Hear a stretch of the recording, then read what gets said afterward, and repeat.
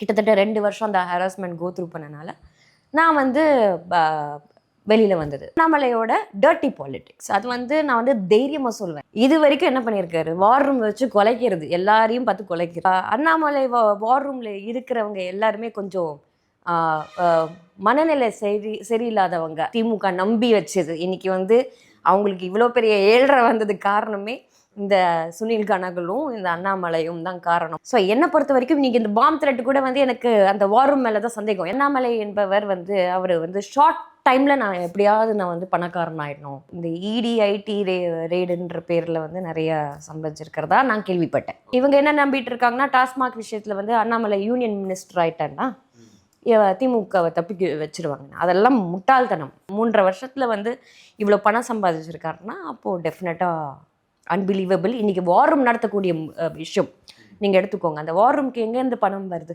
DMK funded, Sunil கனகலு அந்த bridge மூலயமா வந்த ஒரு விஷயம் தான் இது.